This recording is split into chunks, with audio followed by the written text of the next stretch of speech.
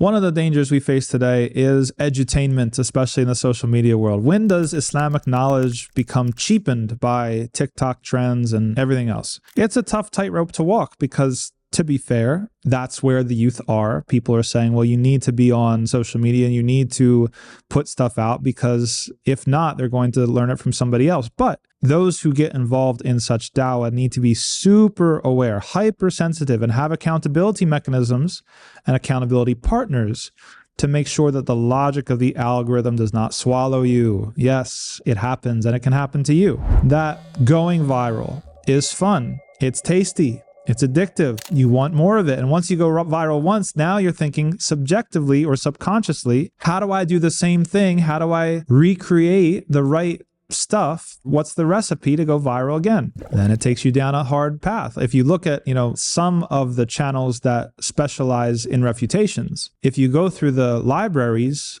the videos with the most views are always the refutations. Even you'll see that some people, maybe they tried to do some beneficial, constructive content that wasn't tied to taking someone down or commenting about this drama or whatever. But those videos have very low views. You'll find someone, they've made their first or second refutation video and boom, they comment on something that's dramatic and going on. They blow up. It goes viral.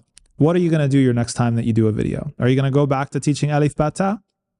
Nope. You're going to try to recreate that recipe to go viral once more. And then before you know it, you're being led by your nafs. Hate to say it. Caveat, not saying that every refutation video is misguided or wrong. Refutation has a clear time and place in Islamic culture and in the culture of Islamic scholarship. But let's be honest.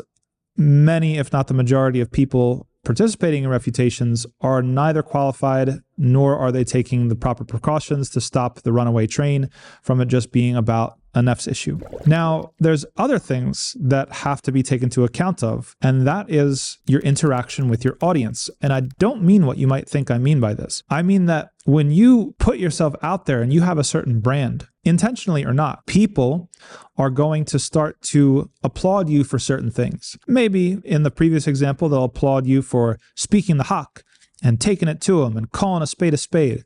Or on the other end, they will praise you for oh, this is so compassionate, and this is so merciful, and this is so healing, and this is what I've been looking for. That praise can be addicting. And if you're not careful, you will end up pandering to your audience, even when the truth is something else. If your content is always affirming your core audience, there might be something wrong. Or we just talked about this, that, Islam is a mix of challenging and affirming. You're not going to be affirmed 100% of the time, but you're also not going to be challenged 100% of the time. So think about you and your channel and your core audience. What's your relationship to your audience? Are you giving them what they want 100% of the time, 90% of the time? Have you ever challenged your core audience or taken a position that would challenge what your core audience would expect from you? You might be pandering. You might be led by your audience. And then that's really ironic because then who's the influencer? Maybe your audience is steering you. These are all things that have to be taken into account. And if you're going to seek knowledge, right? It's not for show. It's not for theater. It's not to get back or to stack ammunition against the other guy or your ops or whatever you think that you're doing. It's for Allah subhanahu wa ta'ala. You want your knowledge to get you into Jannah. And the way to make your knowledge to get into Jannah is to, yes, to teach, but also to act by it. It would be a terrible thing if you had secured your intention when you were studying and you obtained the knowledge that you obtained, but then over time, because of the forums upon which you're teaching or spreading your knowledge, then your intention was corrupted. So we ask Allah subhanahu wa ta'ala for sincerity in everything we do, especially those who are teaching.